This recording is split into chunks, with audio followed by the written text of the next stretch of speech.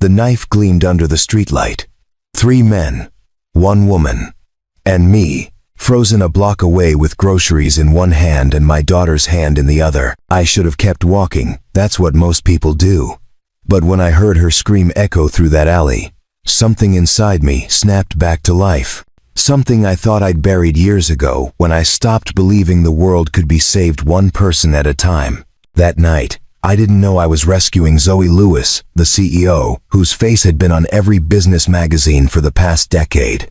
I just saw someone who needed help. What I didn't expect was that pulling her out of that darkness would pull me out of mine.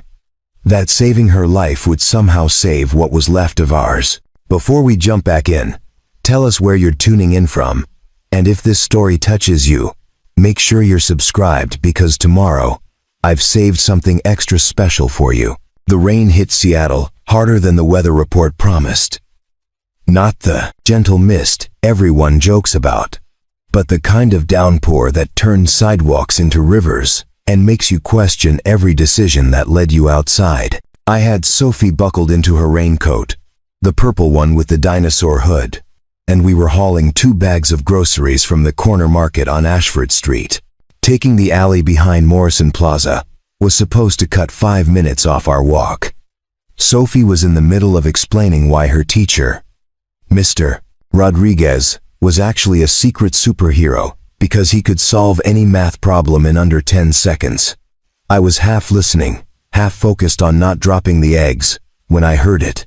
A scream, sharp and desperate, the kind that cuts through rain and traffic and every excuse your brain tries to manufacture about why it's not your problem. I stopped dead. Sophie's hand tightened around mine. "What was that?" she whispered. I set the grocery bags down against the brick wall, my heart already shifting into a rhythm I recognized from years ago. Before the accident. Before I became the guy who fixed washing machines instead of saving lives.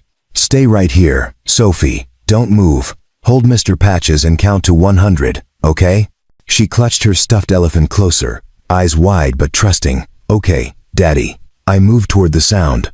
The alley branched off into a narrower passage behind the old Hartley building, where the streetlights didn't quite reach. 3 shapes materialized in the rain-soaked darkness. 2 men standing, 1 woman on the ground, her back pressed against a dumpster. "Please," she was saying, voice shaking. "Just take the bag, take everything, please." One of the men lunged forward and grabbed her wrist. She cried out. That's when my body remembered what my mind had been trying to forget. Every self-defense drill, every simulation, every principle they drilled into us about staying calm when everyone else is losing it. Let her go. My voice came out steady, louder than I expected. All 3 of them turned. The 2 men were young, maybe early 20s, wearing dark hoodies, pulled low. One had a knife, small but visible in the dim light from a distant street lamp. The woman on the ground was dressed in what used to be an expensive charcoal suit, now soaked and smeared with mud. "Walk away, old man," the one with the knife said. "This doesn't concern you." "I'm asking nicely," I said, taking a step forward. "Step away from her, now." The second mugger, bulkier than his friend, started toward me. "You want to be a hero? Bad night for it." I didn't move, didn't raise my voice. Just stood there, hands loose at my sides, weight balanced. I've learned something over the years. Most people who want to hurt someone are looking for fear. When they don't find it, they recalculate. The big one got within arm's reach. I could smell cigarettes and cheap cologne. He shoved my shoulder, testing. I still didn't move.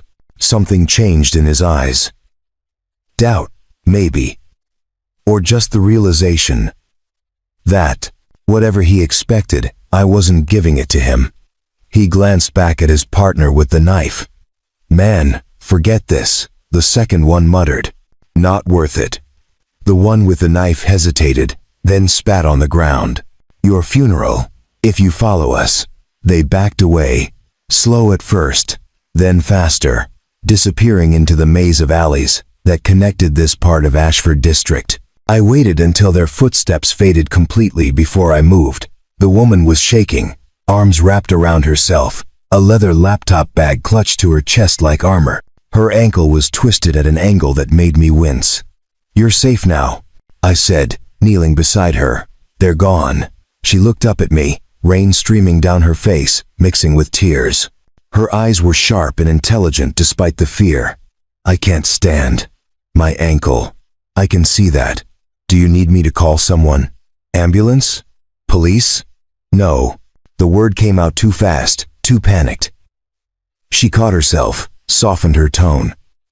"No police. Please. I just need to get out of here." There was a story there, but I didn't push. Sometimes people have reasons for the things they ask. "All right," I said quietly. "I'm going to help you up. This might hurt." She nodded, bracing herself. When I lifted her, she was lighter than I expected, but the pain still made her gasp. She leaned heavily against me, favoring the injured foot. "Thank you," she whispered. "You didn't have to do that." "Yeah," I said. "I did." We made our way back to where Sophie waited, exactly where I'd left her, counting under her breath with Mr. Patches pressed to her chest. When she saw us, her eyes went huge. "Daddy, is the lady okay?" "She's hurt, sweetheart. We're going to help her get somewhere warm and dry."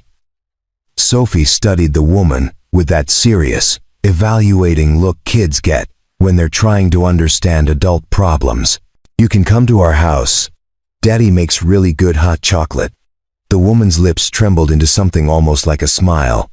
"That sounds perfect." I retrieved the grocery bags with my free hand, the woman leaning on my other side, and we started the slow journey to my apartment building 6 blocks away. The Belmont Arms wasn't much to look at, a 6-story brick structure that had seen better decades, but it was home. The elevator was broken, as usual. I carried the groceries and supported the woman up 4 flights of stairs, her breathing labored and uneven. Sophie led the way, holding Mr. Patches like a tiny guide leading refugees to safety. By the time we reached apartment 4C, my arms were burning and the woman's face had gone pale.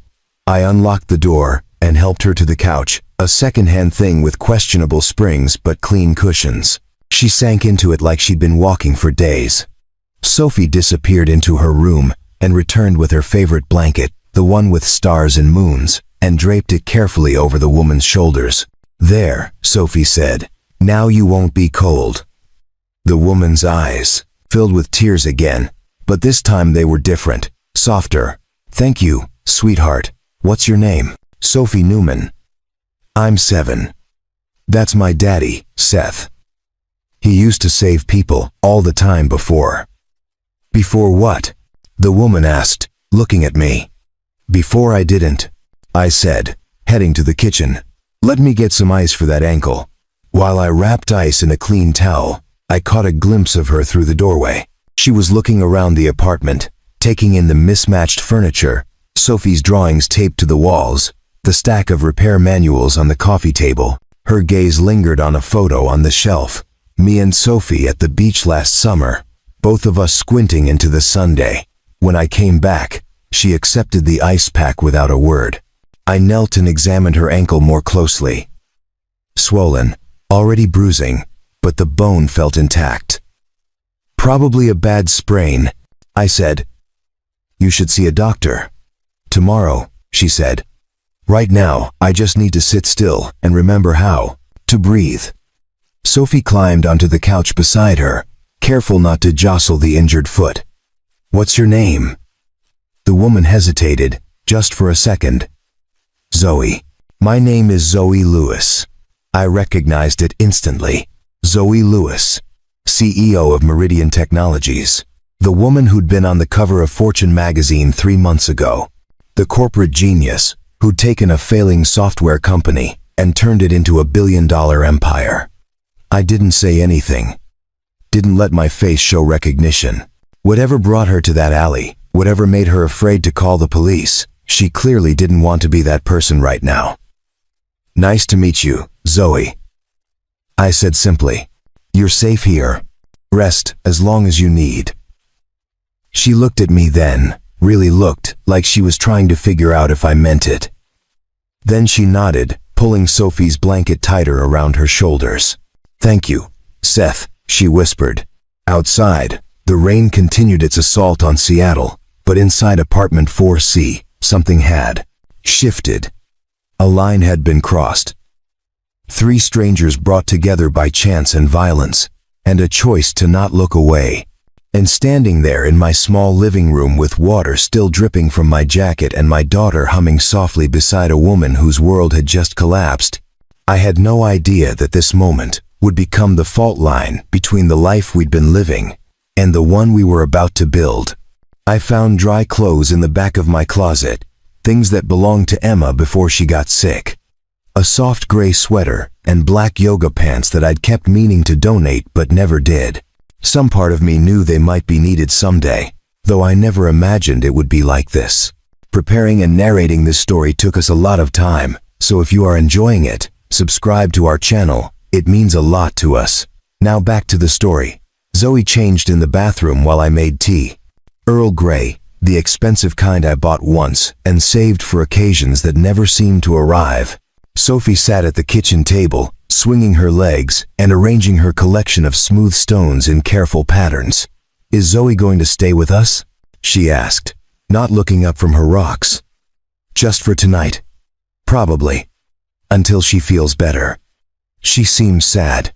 Like you were after Mama went to the stars." The words landed gently, the way only Sophie could deliver them.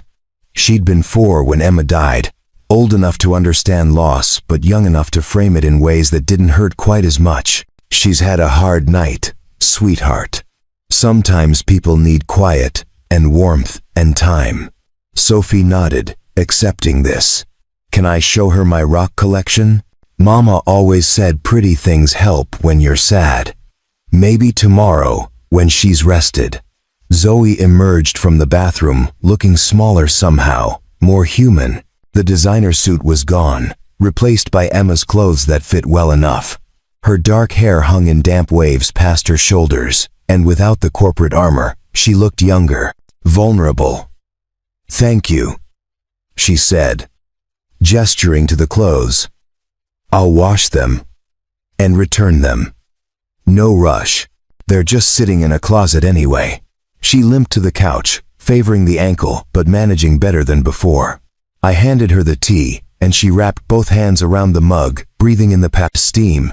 "This is going to sound strange," she said quietly, "but I need to ask you not to tell anyone I'm here. Not friends, not family, no one. All right." She blinked. "Just like that? You're not going to ask why? You'll tell me if you need to. Until then, it's not my business." Something in her expression softened. "Most people would have questions. Most people didn't find you in an alley at night. I figure you've got your reasons." Sophie brought her stones over and spread them on the coffee table in front of Zoe. "This one's my favorite. Daddy says it's quartz, but I call it moonpiece because it glows." Zoe picked up the smooth white stone, turning it in her palm. "It's beautiful. Where did you find it?" "At Discovery Beach. Mama and I found it together before she got sick." The room went quiet. Zoe looked at me, a question in her eyes. "My wife passed away 2 years ago," I said. "Cancer. I'm so sorry." The words were automatic, but her voice carried genuine weight. "Me, too." Sophie climbed onto the couch beside Zoe, careful of her ankle. "Do you have a family?" Zoe's smile was sad. "Not really.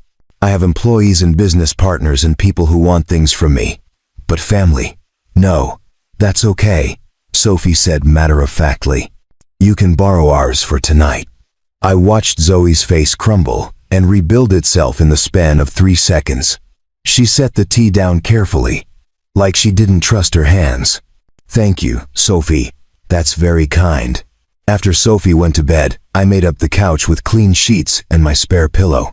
Zoe sat in the armchair, laptop balanced on her knees, staring at the screen without really seeing it.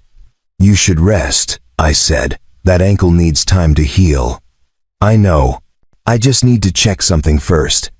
She typed for a few minutes, her expression growing darker with each passing moment. Finally, she closed the laptop with more force than necessary. "Problem?" I asked. She laughed, but there was no humor in it. You could say that. My business partner thinks I stole company funds. He's frozen my accounts, locked me out of the building, and apparently told the board I've had a mental breakdown. Did you steal the money? No. The word was firm. But he did. And I found proof. That's what's on this laptop. She patted the computer, like it was a life preserver. This is the only copy that he doesn't know about.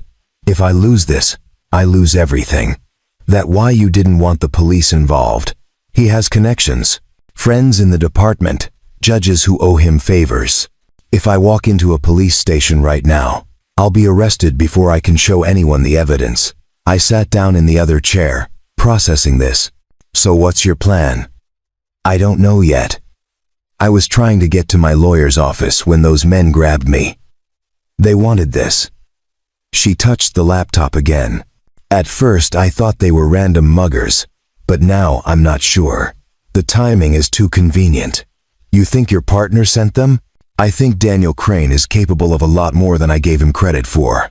And I think I was naive to believe that success and ethics could coexist in the same company. There was a story there, layers of betrayal and broken trust. But I could see the exhaustion pulling at her, dark circles under her eyes, shoulders slumped, the way she kept rubbing her temples. Get some sleep, I said. Tomorrow, you can figure out your next move. Tonight, you're safe here. Why are you helping me? She asked. You don't know me. I could be lying about everything. Could be, but I don't think you are. How do you know? I thought about it, because liars don't cry when a 7-year-old offers them a blanket, and they don't thank someone 6 times for tea. She smiled at that, a real smile that changed her whole face. I've said thank you 6 times? At least. Might be 7 now. She laughed, soft and tired. Thank you. That's 8. I turned off the lamp, leaving only the kitchen light on for navigation. Bathroom's down the hall if you need it. There's water in the fridge. And if you hear someone get up around 6, that's just me. I've got a repair job in the morning. What do you repair? Appliances mostly.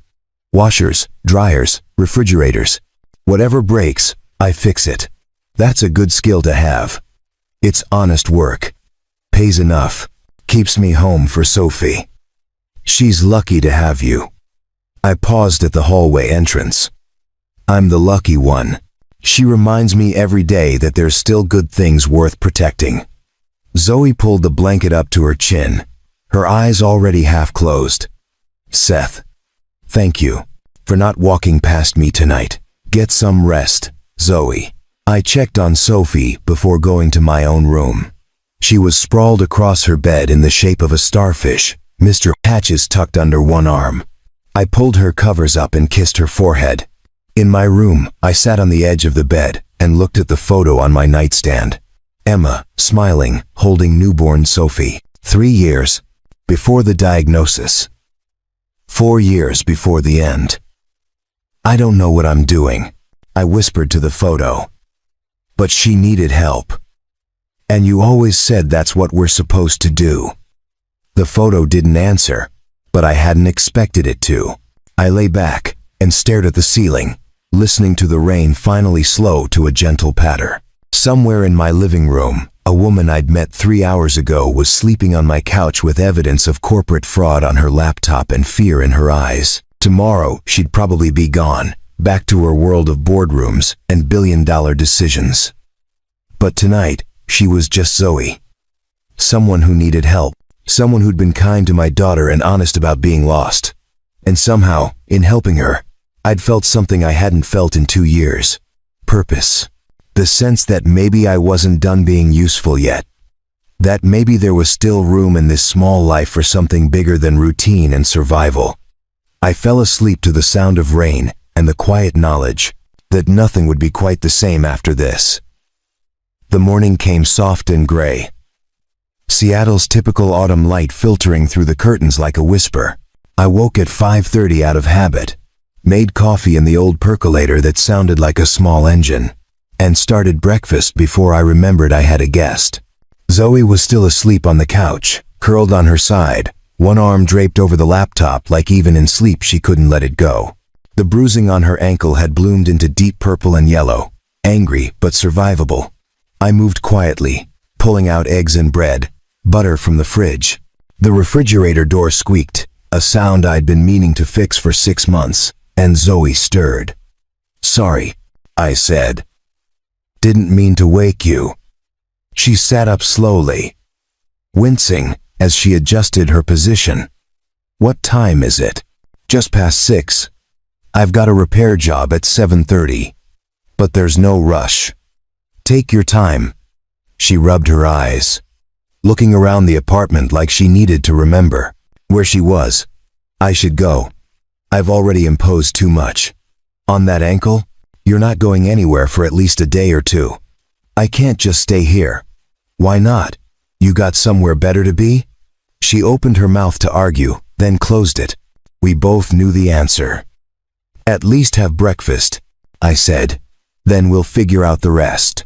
She limped to the kitchen table, moving better than last night but still favoring the injury. I scrambled eggs with cheese the way Emma used to make them, crispy at the edges, soft in the middle, toast with butter, nothing fancy, but it was warm and real. Sophie emerged from her room in dinosaur pajamas, hair pointing in 17 directions, carrying Mr. Patches and a drawing she'd apparently been working on.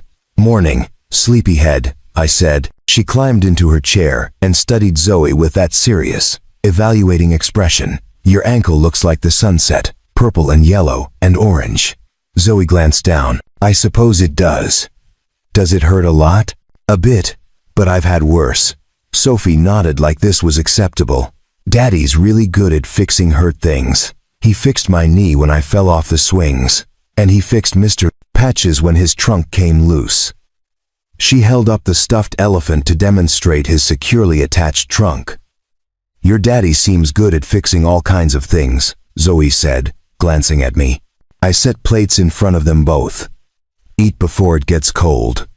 We ate in comfortable silence, the kind that happens when people are too tired or too hungry to maintain conversation. Sophie finished first and presented her drawing to Zoe. "I made this for you. It's you and me and Daddy at Discovery Beach. See? That's the ocean, and those are the rocks. And that's Mr. Patches, because he likes adventures." The drawing showed 3 stick figures and 1 elephant on a shore, dotted with stones. The sky was filled with stars, even though it was clearly daytime. "The stars are there because Mama lives in them," Sophie explained. "So she can be in every picture." Zoe held the paper with both hands, studying it like it was a masterpiece. "This is the most beautiful thing anyone's given me in a very long time. You can keep it. I make lots of pictures." After Sophie went to brush her teeth, Zoe helped me clear the table. She moved carefully, testing the ankle, learning its limits. "You don't have to do that," I said. "You're injured. I need to do something. I'm not good at sitting still." We worked side by side. Me washing, her drying with a dish towel that had seen better days. The domestic rhythm felt strange and natural at the same time. "Can I ask you something?" she said after a while. "Sure." "Sophie said you used to save people. What did you do?" "Before this?" I rinsed a plate carefully. "I was a paramedic. Worked with the fire department for 8 years. Why'd you stop?" "There was a call. House fire. We got there fast, got the parents out, but there was a little boy still inside. I went back in." I paused, the memory playing in my head like worn footage. "I found him. Got him out. But the smoke damage was too severe. He died 3 days later in the hospital. That wasn't your fault." "Maybe not. But I kept thinking about all the calls where I did everything right and people still died. All the times I came home and couldn't shake the weight of it. Emma was pregnant with Sophie, and I realized I couldn't be the father she needed if I was always carrying that darkness. I set the last plate in the rack. So I quit, took classes in appliance repair, started fixing machines instead of people. Machines don't die when you can't save them. Zoe was quiet for a pertimans. 2.com. Zoe was quiet for a pertiman moment. Do you regret it? Sometimes. But then I see Sophie, and I know I made the right choice. She got a father who's present, who doesn't wake up at 3 in the morning seeing faces he couldn't save. Until last night, I looked at her. Last night was different. Last night was a choice, not an obligation. She nodded slowly, understanding something unspoken. Thank you for making that choice. Sophie reappeared, now dressed in jeans and a shirt with a cartoon octopus. Daddy, can Zoe come to school pick up with us today? I want to show my friend Hannah that we have a visitor. Zoe might need to rest today, sweetheart. Actually, Zoe said, if you don't mind, I'd like to come. I've been stuck in boardrooms and conference calls for so long. I think a school pickup sounds perfect, Sophie beamed. Okay, but we have to leave at 3:15 exactly because Mrs. Patterson doesn't like it when parents are late. The morning settled into routine. I left for my repair job, a broken washing machine in Pinehurst Heights, and returned by early afternoon. Zoe had spent the time working on her laptop, drinking the coffee I'd left, and apparently teaching herself how to braid hair using tutorial videos. When I walked in, she was sitting on the couch with Sophie, practicing French braids on her daughter's hair. Look, Daddy, Zoe's making me fancy. I see that. Looks good. Zoe's hands were steady, methodical, weaving Sophie's hair with surprising skill. I never had anyone to practice on. This is harder than hostile takeovers. We left for school pickup at 3 to 10, Sophie holding both our hands as we walked. The rain had cleared, leaving everything bright and washed clean. Zoe moved slowly but steadily, the ankle holding up better than expected. At Brookside Elementary, parents clustered near the entrance, chatting while they waited. A few glanced at us, curious about the unfamiliar woman with the limp, but no one asked questions. Sophie spotted her friend Hannah immediately and dragged us over. Hannah, this is Zoe. She's staying with us because she got hurt and Daddy rescued her. Hannah, a gap-toothed girl with red hair, looked impressed. Cool. My dad once saved a cat from a tree. That's very brave, Zoe said seriously. Cats can be dangerous. The two girls launched into an animated discussion about the relative danger of various animals, and I found myself standing beside Zoe, watching our breath make small clouds in the cool air. This is nice, she said quietly. Normal. I forgot what normal felt like. It's overrated until you don't have it anymore. Exactly.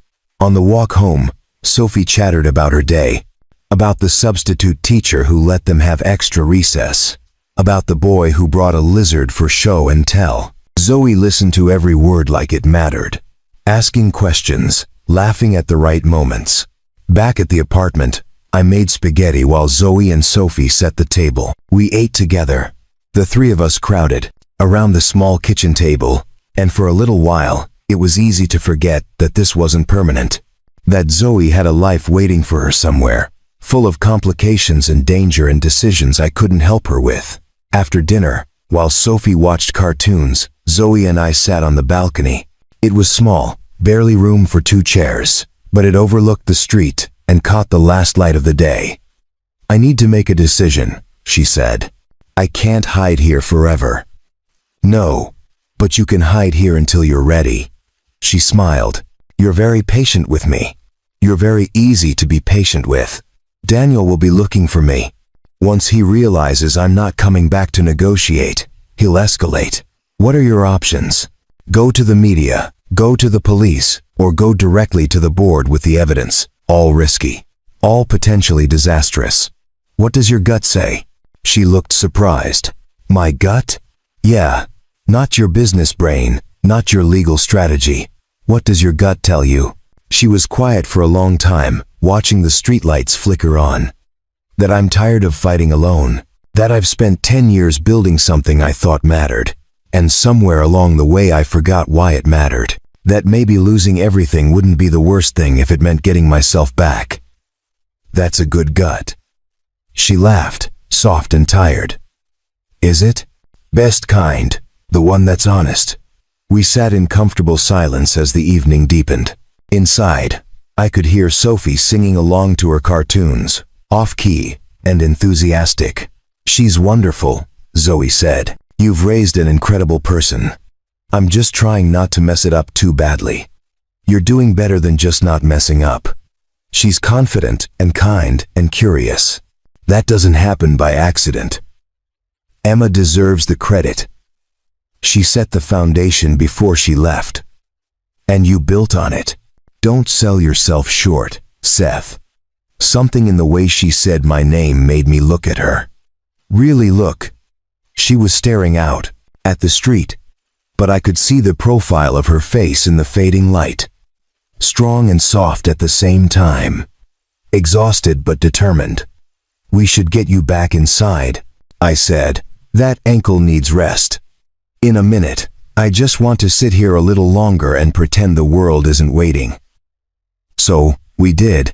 We sat on that small balcony, while the city hummed below us, and Sophie sang inside and the first stars appeared in the darkening sky. And for the first time since Emma died, I felt something shift inside me, not healing exactly, more like the recognition that healing was possible, that maybe I'd been living in a smaller version of life than I needed to, that there was room for more than just routine and survival. I didn't know what would happen tomorrow. Didn't know if Zoe would stay or go, if her problems would become ours, if this fragile peace would last beyond tonight. But I knew that for right now, in this moment, 3 people who'd been strangers 3 days ago had become something else. Something that felt like the beginning of a family, even if none of us were ready to say it out loud yet. By Thursday morning, Zoe had been with us for 5 days. The ankle was healing, the bruises fading to green and yellow, and she'd stopped apologizing every time she existed in our space. Sophie had decided that Zoe needed to learn important life skills, which apparently meant teaching her how to make pancakes without burning them, and explaining the complex social hierarchy of 2nd grade. Hannah sits with me at lunch because we both like purple, Sophie explained while mixing batter. But Madison thinks purple is babyish, so she sits with the girls who like pink. That sounds complicated, Zoe said, whisking with determination. It is. You have to know who likes what, or you'll sit at the wrong table. I watched them from the doorway, coffee in hand, trying not to smile. Zoe had thrown on one of my old flannel shirts over her borrowed clothes, sleeves rolled up, hair pulled back in a messy bun. She looked nothing like the woman from the magazine covers. How's the batter? I asked. Lumpy, Zoe said. Is it supposed to be lumpy? Little lumps are good. Means you didn't overmix. Sophie peered into the bowl with scientific interest. I think it needs more milk. When it's too thick, the pancakes taste like sponges. How do you know what sponges taste like? Zoe asked. I don't, but I imagine they taste like thick pancakes. Zoe laughed, the sound filling the kitchen in a way that made the space feel bigger. That's very logical. The first pancake went into the pan with a satisfying sizzle. Sophie stood on her step stool, monitoring it like a tiny supervisor. Wait for the bubbles, she instructed. You have to be patient. I'm not very good at patient, Zoe admitted. Daddy says that's okay. He says some people are like microwaves and some people are like ovens. Both cook food, just different speeds. I choked on my coffee. Did I say that? Last week, when I was upset about my math homework taking forever, Zoe glanced at me, eyes bright with amusement. So which one are you? Apparently I'm an oven. I think I'm a microwave that wants to be an oven, Zoe said thoughtfully. That's called growth, I said. Flip that pancake before it burns. She flipped it, slightly too early, the underside pale but acceptable. The second attempt was better. By the 5th pancake, she'd found her rhythm. We ate at the table, syrup flowing freely, Sophie narrating the entire meal like a food critic. This one's a 7 out of 10, Better than last time, but not as good as Daddy's. This one though, she held up a perfectly golden pancake. This one's a 9. You're getting good, Zoe. High praise, I said. I'm very serious about pancakes, Sophie replied. After breakfast, I had 3 repair jobs scheduled. Normally I'd drop Sophie at the community center's after-school program, but she had the day off for teacher conferences. I can watch her, Zoe offered. If you trust me, Sophie gasped. Can we do art projects? And maybe bake cookies? Zoe hasn't learned cookies yet. I looked at Zoe, saw the hope and nervousness mixed together. You sure? She's a handful when she's in project mode. I think I can handle hostile board meetings and mergers. A creative 7-year-old should be manageable. Famous last words, I muttered, but I was smiling. I left them with art supplies spread across the living room floor and a vague plan involving sugar cookies and glitter. When I returned 4 hours later, the apartment looked like a craft store had exploded. Sophie was covered in paint, wearing a crown made of paper flowers. Zoe had glitter in her hair and frosting on her cheek, looking exhausted and happier than I'd seen her. We made 17 cookies, Sophie announced, and a castle, and a garden, and Zoe taught me how to make a budget spreadsheet for my allowance. A budget spreadsheet? Zoe shrugged, sheepish. She asked how I got good at math. One thing led to another. She says if I save $3 a week, I can buy the big art set at Morrison's in 4 months. That's good planning, I said, surveying the chaos.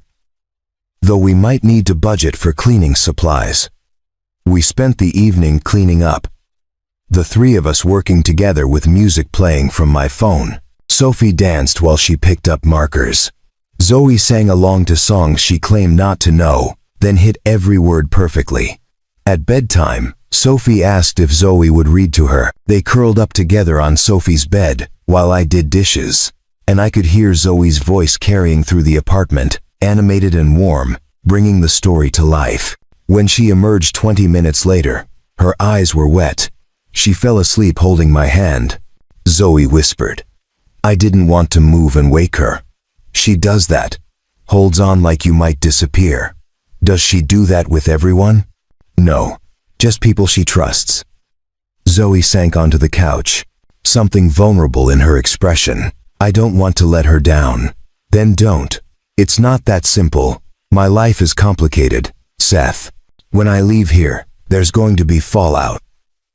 Legal battles, media scrutiny, people picking sides. I don't want any of that touching her. So don't leave. She looked at me, startled. What? I'm not saying stay forever.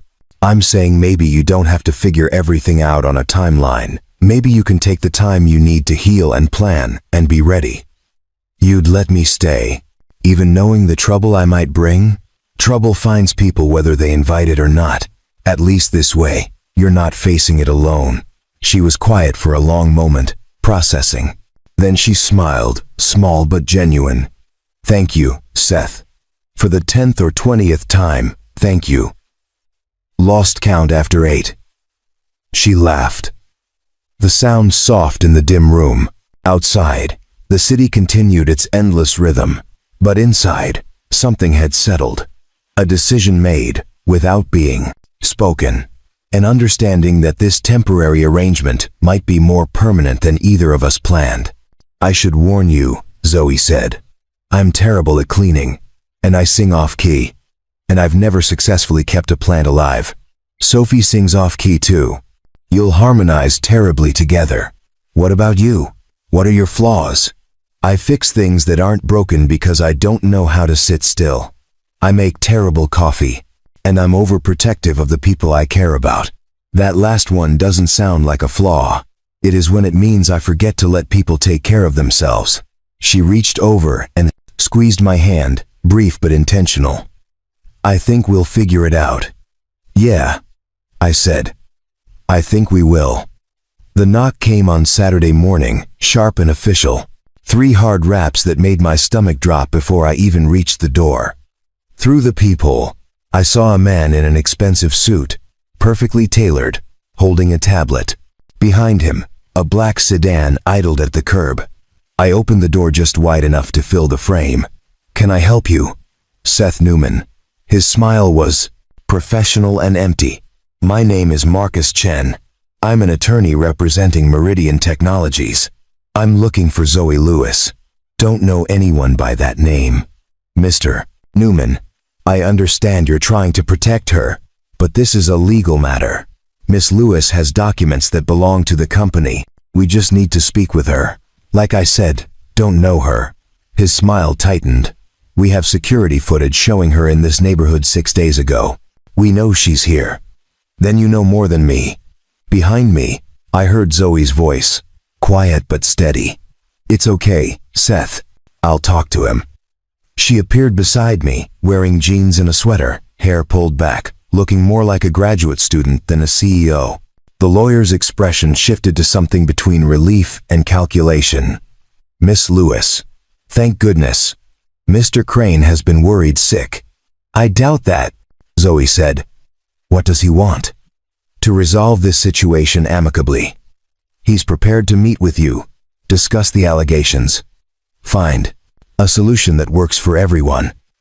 The solution is simple. He admits to the fraud and resigns. Those are serious accusations, without proper evidence. I have evidence.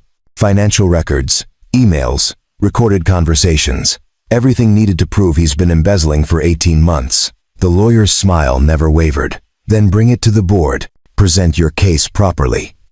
But hiding and making accusations through intermediaries only damages your credibility." "Is that what he told you? That I'm hiding? Aren't you?" Zoe stepped forward, and I felt the shift in her energy. The CEO returning, the woman who'd built an empire remembering how to command a room. "I'm not hiding, I'm strategizing. There's a difference. Tell Daniel I'll present my evidence to the board, but on my terms and timeline, not his. He's given you until Monday. If you don't return the company property and meet with him by then, he'll have no choice but to pursue legal action." "Company property?" Zoe's laugh was sharp. "You mean the evidence of his crimes? Tell him he can try, but I'd advise him to retain better legal counsel first." The lawyer's professional mask cracked slightly. "Miss Lewis, I urge you to reconsider. This path you're on will destroy your reputation, your career, everything you've built. My reputation was built on innovation and integrity. If it can't survive the truth, it wasn't worth having." She closed the door before he could respond. Her hand shook slightly as she turned the lock. Sophie appeared in the hallway, clutching Mr. Patches. "Who was that man? He seemed mean."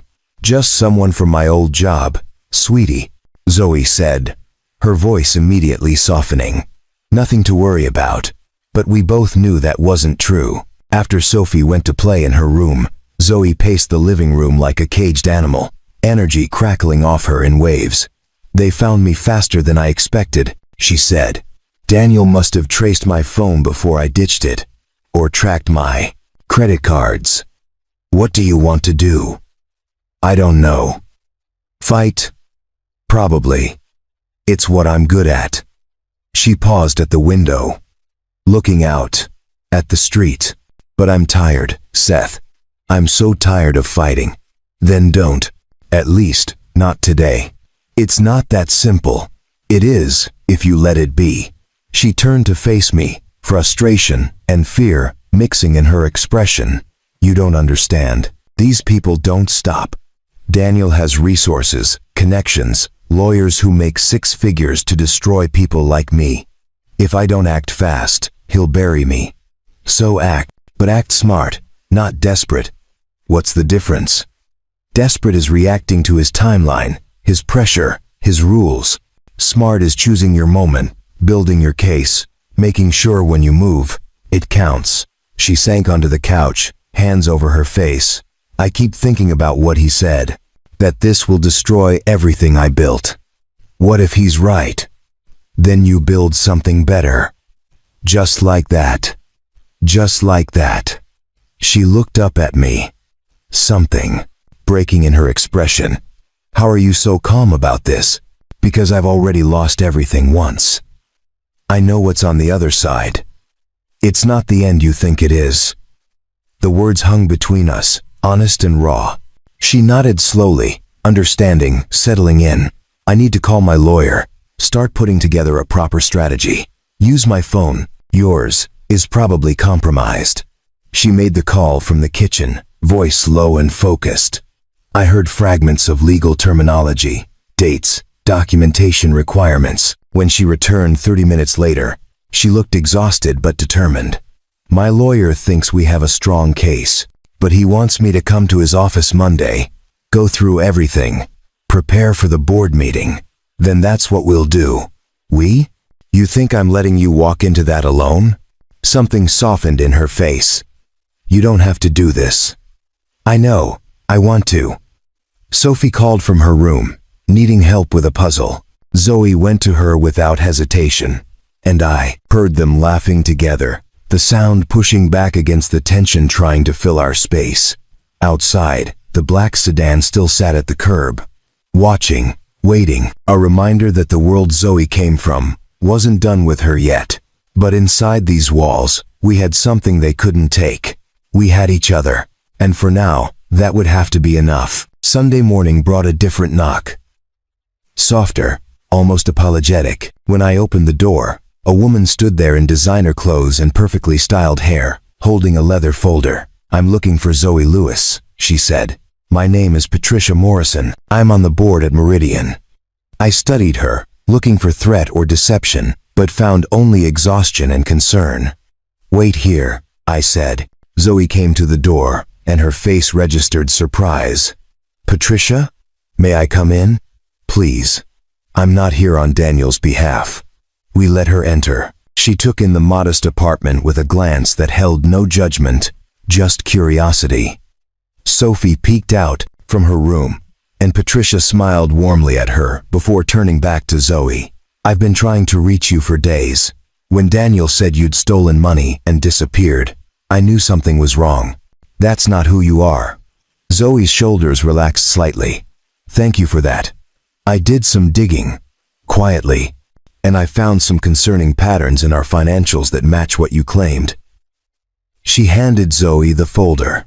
This is preliminary, but it supports your version of events.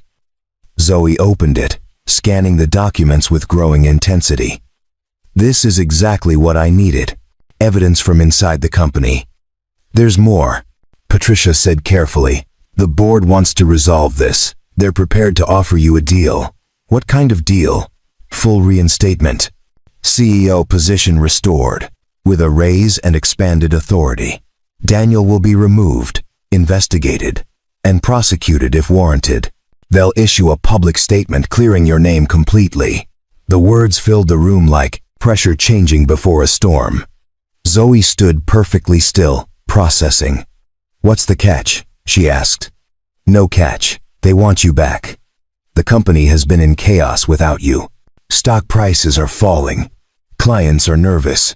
You're the face of Meridian, Zoe. Without you, there's no company. Sophie appeared in the doorway. Does this mean you have to leave? Patricia looked between them, understanding dawning in her expression. I'm sorry, I didn't realize you were staying with family. They're not family, Zoe said quietly. They're better than that. I put a hand on Sophie's shoulder. Let's give them some space. Kiddo, we can make lunch. In the kitchen, Sophie was uncharacteristically quiet, arranging sandwich ingredients with unusual precision. Is Zoe going away? She finally asked. I don't know, sweetheart. That's her choice to make. But I don't want her to go. She's teaching me about spreadsheets, and she promised we'd make cookies again. I know, but sometimes people have jobs and responsibilities that take them places. Like Mama? When she went to the stars? The question hit harder than it should have. No, baby. Not like that. Zoe wouldn't be gone forever. Just busy. That's still sad. Yeah, I agreed. It is. In the living room, voices rose and fell. Patricia stayed for nearly an hour before leaving, folder in hand, promising to give Zoe time to think. When Zoe came into the kitchen, her face was unreadable. "They want me back," she said unnecessarily. I gathered. Everything I thought I lost. They're offering it back. Plus more. That's good, right? She sat at the table, and Sophie immediately climbed into her lap, wrapping small arms around her neck. "I don't know," Zoe whispered. "A week ago, it's all I wanted. To clear my name, reclaim my position, prove I was right. But now..." "Now what?" Sophie asked. "Now I'm not sure that's what I want anymore." "Then don't do it," Sophie said, with the simple logic of 7-year-olds. "Do something else instead. It's more complicated than that, sweetie." "Why?" Zoe laughed, tired but genuine. "That's an excellent question." After Sophie went to watch cartoons, Zoe and I sat at the table with cooling coffee between us. "Talk to me," I said. "If I go back, everything returns to how it was. The pressure, the expectations, the constant performance. 14-hour days, sleeping at the office, missing life because I'm too busy managing it. But you'd win. You'd prove you were right." "Would I? Or would I just prove I can survive in a system that almost destroyed me? What's the alternative? What's the alternative? Oh, what's the alternative?" She was quiet for a long time. "I don't know. That's what scares me. I've spent 15 years building toward this position. If I walk away, who am I? What do I do? You figure it out. Same way everyone else does. One day at a time. You make it sound easy. It's not easy. It's just possible." She looked at me then, really looked, and I saw the weight of the decision in her eyes. Success or authenticity, power or peace. Everything she'd worked for, or everything she'd just discovered. "What would you do?" she asked. "Doesn't matter what I'd do. This is your life, Zoe. But if it were you?" I thought about Emma, about the job I'd left, about the choice between who I was and who I needed to be. I'd choose the people who make me feel like myself. The rest you can rebuild. But people who see you, really see you, those are rare, worth protecting. She reached across the table and took my hand. "Thank you." "For what?" "For not telling me what to do. For letting me figure it out. You'll make the right choice." "How do you know?" "Because you're asking the right questions." She smiled, and some of the tension left her shoulders. She still had to decide, still had to choose between the life she knew and the one she was building. But for now, she was here. And that was enough. Monday morning, Zoe made her decision. She called Patricia and declined the offer. Then she called her lawyer and told him to prepare for war. "I'm not going back as CEO," she told me while packing her laptop. "But I'm not letting Daniel win either. I'm going to expose him, testify if needed, and then walk away clean." Sounds like a solid plan. There's one problem. I can't stay here while this plays out. The media will find me eventually. And when they do, they'll descend on this building like locusts. I won't do that to you and Sophie. Sophie looked up from her cereal. "Where will you go?" "I don't know yet. A hotel. Maybe. Somewhere anonymous." "That sounds lonely," Sophie said. "It does," Zoe admitted. "But it's safer for everyone." I thought about it while washing dishes, the plan forming without my permission. My brother has a cabin, 2 hours north, near Cascade Lake.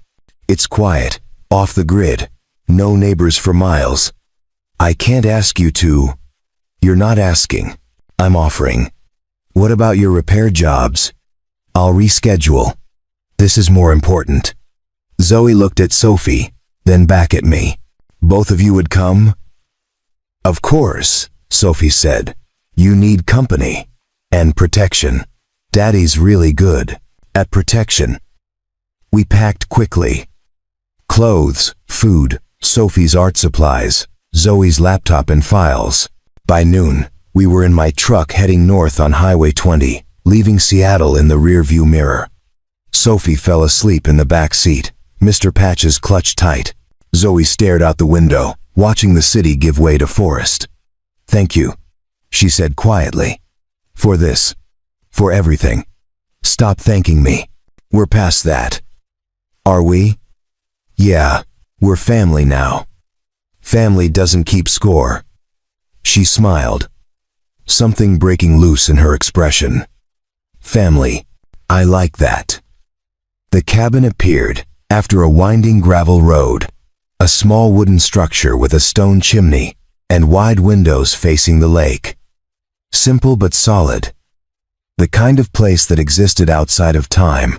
We unloaded in silence, the forest sounds surrounding us. No traffic, no sirens, no city noise, just wind through trees and water lapping against the shore. Sophie woke up and immediately declared the cabin magical. She found a frog by the chatter, water's edge, and named him Gerald, insisting we visit him every day. That first night, we cooked dinner together in the tiny kitchen. Pasta with vegetables, garlic bread, nothing fancy. We ate on the porch while the sun set over the lake, painting everything gold and pink. "I forgot what quiet sounds like," Zoe said. "Real quiet, not just the absence of noise." "It takes getting used to," I said. "But once you do, the city seems too loud." "Do you miss it?" "The city. Sometimes. But this," I gestured at Sophie chasing fireflies, at the lake reflecting stars. "This is better." Later, after Sophie went to bed in the loft, Zoe and I sat by the fire. The flames cast moving shadows, and the cabin settled around us with creaks and sighs. "I'm scared," she admitted. "Of what happens when I go back. Of losing this." "You won't lose it. It's not going anywhere." "How do you know?" "Because we won't let it go." She leaned against my shoulder, and I wrapped an arm around her. Outside, an owl called. Inside, the fire burned steady, and for the first time in years, I felt something I'd forgotten existed. Hope, not the desperate kind that clings to possibility, but the quiet kind that simply believes tomorrow might be better than today. The days at the cabin developed their own rhythm. Mornings meant coffee on the porch, watching mist rise off the lake. Afternoons were for hiking, exploring, teaching Sophie to skip stones. Evenings brought card games and stories and the kind of laughter that comes from nowhere and everywhere at once. On the fourth day, Zoe's ankle was strong enough for a real hike. We took the trail that circled the lake, Sophie leading the way with a walking stick she'd found. Halfway around, we stopped at a clearing overlooking the water. Sophie went to investigate interesting rocks, leaving Zoe and me sitting on a fallen log. "Can I ask you something?"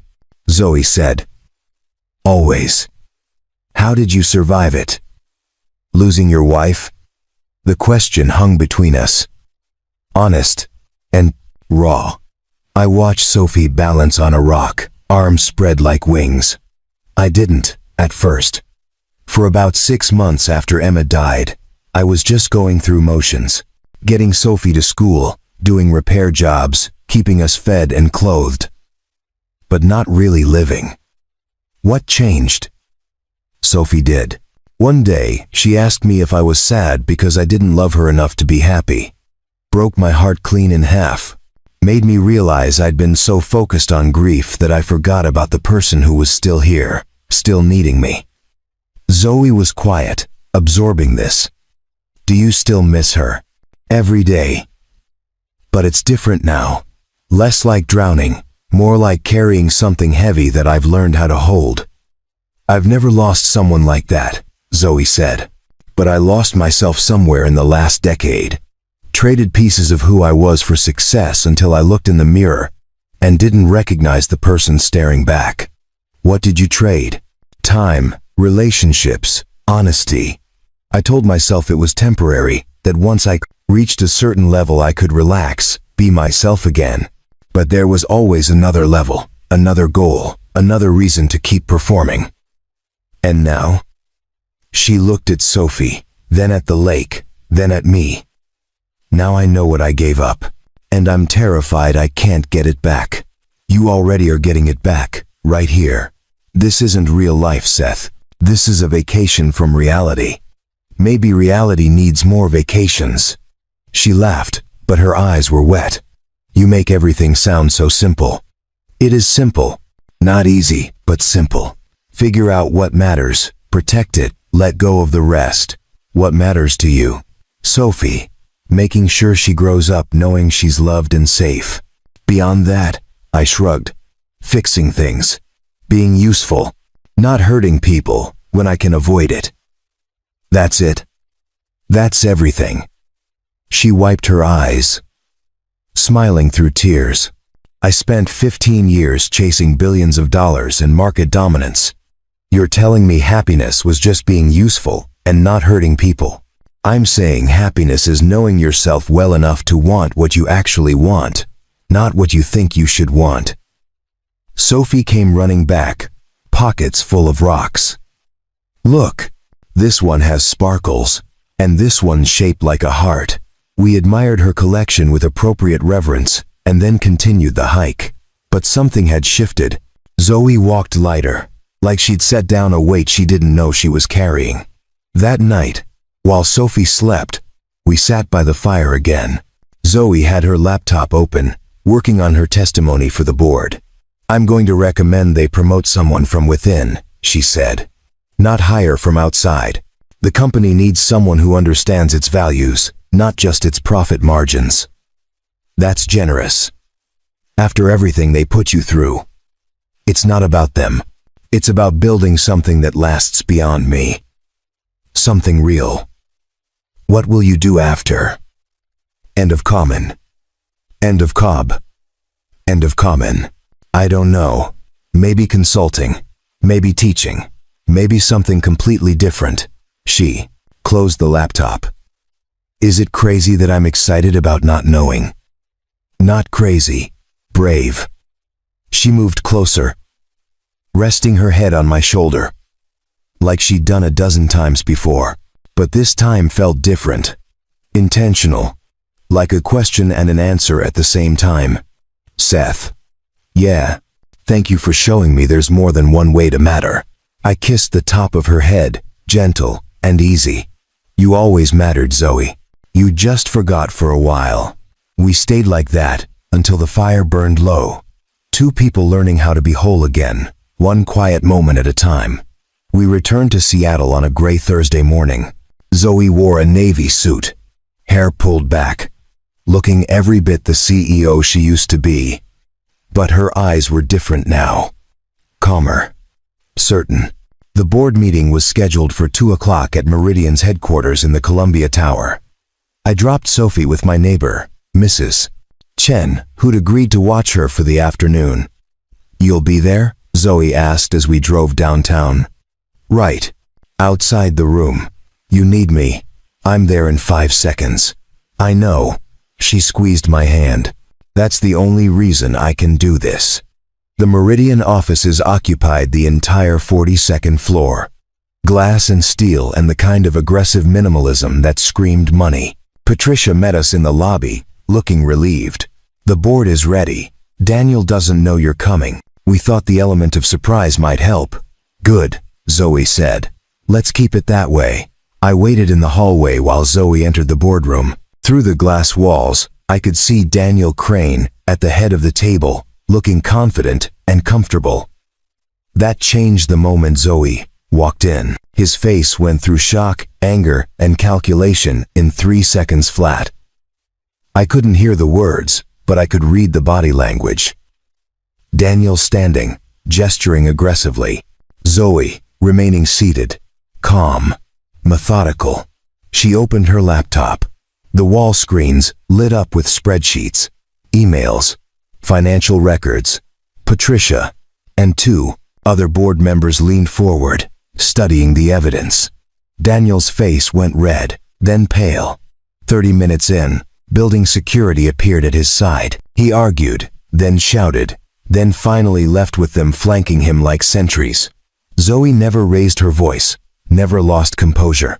She simply presented the truth and let it do the work. When she emerged an hour later, she looked exhausted but lighter. "It's done," she said. "Daniel's been removed, assets frozen, and they're filing criminal charges. The company is safe. And you?" "They offered me CEO again. I declined, recommended Sandra Kim from operations instead. She's brilliant and actually wants the job." "How do you feel?" "Free." She laughed, the sound echoing in the empty hallway. "Completely, absolutely free." We took the elevator down in silence. In the lobby, a few employees recognized her, looking curious and concerned. She smiled at them but didn't stop. Outside, the rain had started again, that familiar Seattle drizzle. Zoe tilted her face up to it, eyes closed, breathing deep. "What now?" I asked. "Now we go home, make dinner, listen to Sophie talk about her day, be ordinary." Ordinary sounds good. We drove back through afternoon traffic, Zoe's hand in mine, the city flowing past like a river we'd finally learned to navigate. At Mrs. Chen's apartment, Sophie launched herself at Zoe with a shriek of joy. "You're back. Did you win?" "I did, sweetheart. I won." "Good. Because Gerald the Frog misses you. We should visit him this weekend." Zoe looked at me, eyebrows raised. Gerald the Frog. Long story. Involves the cabin and Sophie's naming conventions. That night, we made spaghetti and played cards, and Sophie beat us both at Go Fish by cheating in the most obvious ways possible. When bedtime came, Sophie insisted Zoe read the story. Later, after Sophie was asleep, Zoe found me on the balcony. "I meant what I said about being free. I know, but I'm also terrified.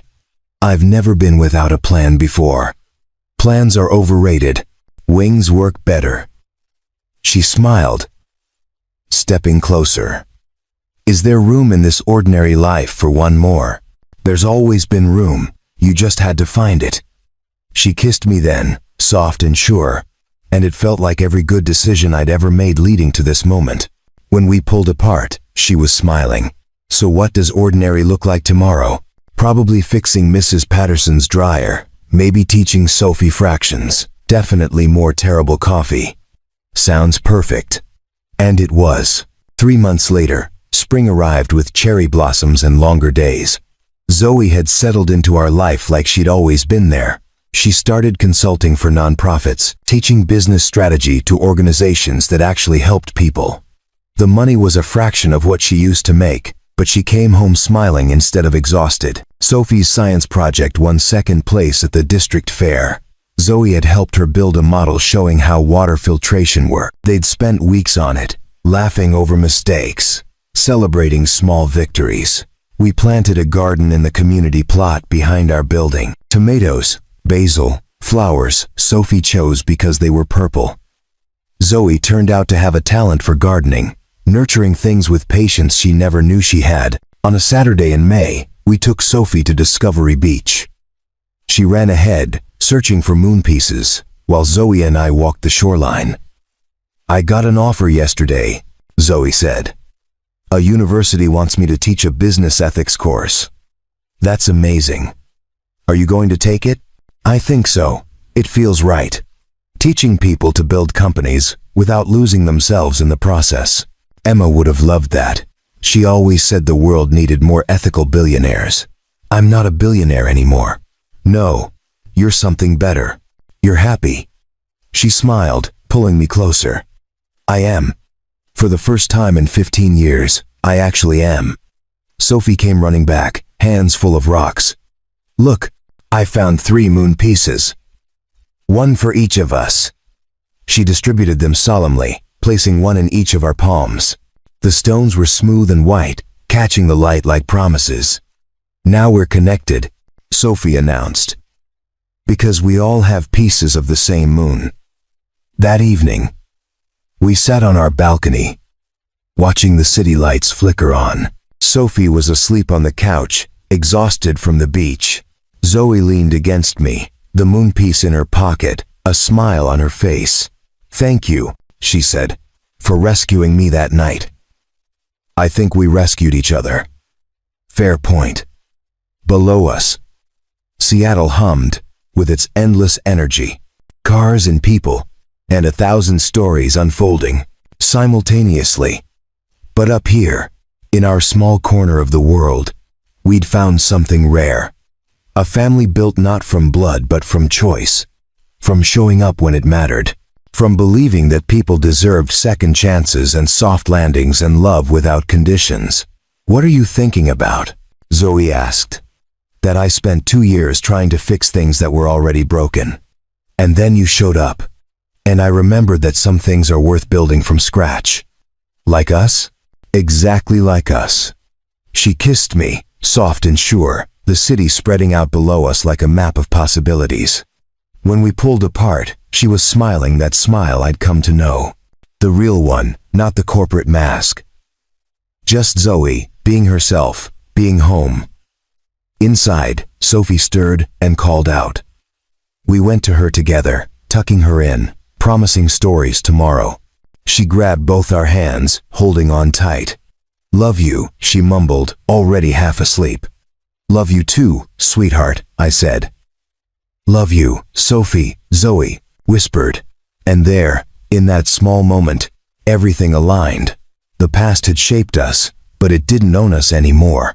The future was uncertain, but we'd face it together, and the present, this exact moment, was enough. We'd started with a scream in an alley and a choice to not walk away. Now we had breakfast routines, and inside jokes, and a garden growing in community soil. We had Sophie's laughter, and Zoe's terrible singing, and my mediocre coffee. We had ordinary days that felt like miracles, simply because we'd almost missed them entirely. And we had each other, 3 people who'd been strangers, now bound by something stronger than blood or obligation, bound by choice, by healing, by the quiet decision to keep showing up for each other no matter what came next. Outside, spring turned toward summer. The tomatoes grew taller. Sophie's drawings filled more walls. Zoe's smile came easier with each passing day, and in that small apartment in Seattle, a family that nobody planned became exactly what everyone needed. Not perfect, not dramatic, just real. And that, it turned out, was everything. 18 months later, I stood in the backyard of a house I never thought I'd own, watching Sophie teach Zoe how to throw a curveball. The yard wasn't big, but it was ours. 3 bedrooms, a kitchen that actually fit all of us, and windows that caught morning light. You have to snap your wrist, Sophie instructed, demonstrating with exaggerated motion. Like this. See? Zoe tried, the ball wobbling through the air in a path that was definitely not a curve. I think I'm better with spreadsheets than sports. That's okay. Daddy can't do spreadsheets, so you balance out. I laughed from my spot at the grill, flipping burgers that were only slightly burned. I can do basic math. Thank you very much.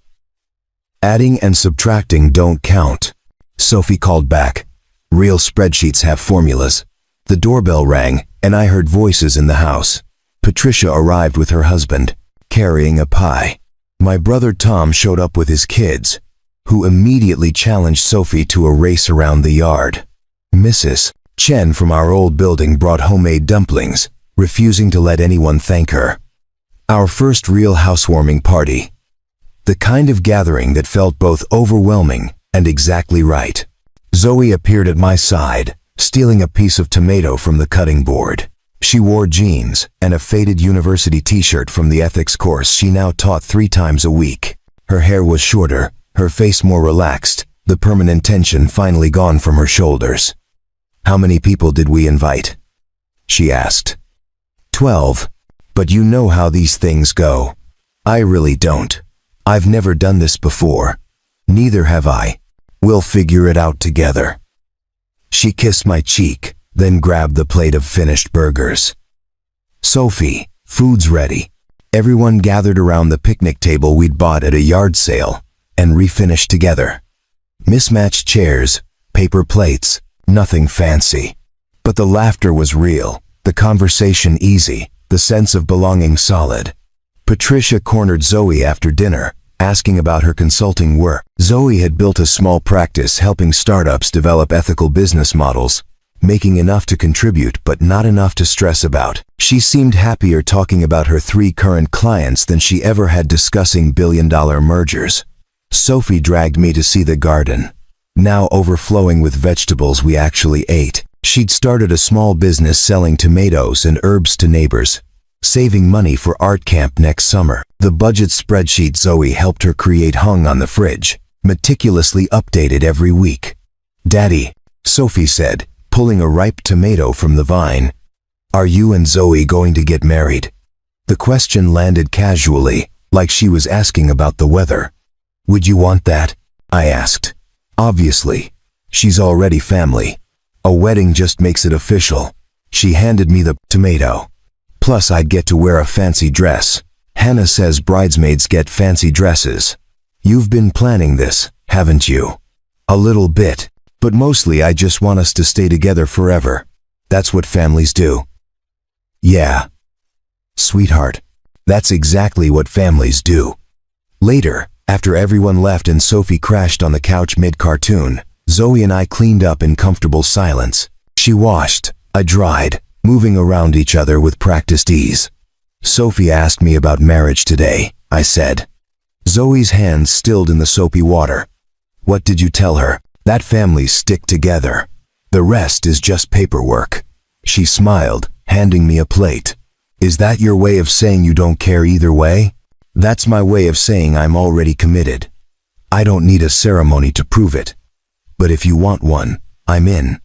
"What I want," she said slowly, "is to keep having mornings like this, evenings like tonight, a life that feels real instead of performed. We can do that, married or not." "I know." She turned to face me, hands dripping water. "But I think I'd like the paperwork anyway.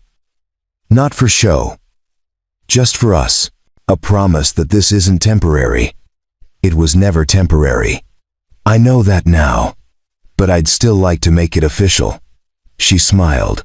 "Plus, Sophie wants a fancy dress." I kissed her, slow and certain, tasting dishwater and promises, and the quiet joy of ordinary moments strung together into something extraordinary. When we pulled apart, she was grinning. "So is that a yes?" "That's a yes." Outside, the garden grew in the dark. Inside, Sophie snored softly on the couch. And here, in this kitchen in this house with this woman, I've found what I'd stopped looking for. Not rescue. Not salvation. Just partnership. Love that showed up every day without fanfare, building a life one small choice at a time. We'd started in an alley with a scream and a choice. Now we were here, planning futures and planting gardens and raising a girl who believed family was something you built, not something you were born into. And she was right. The best things always are. Up next, you've got 2 more standout stories right on your screen. If this one hit the mark, you won't want to pass these up. Just click and check them out. And don't forget to subscribe and turn on the notification bell so you don't miss any upload from us.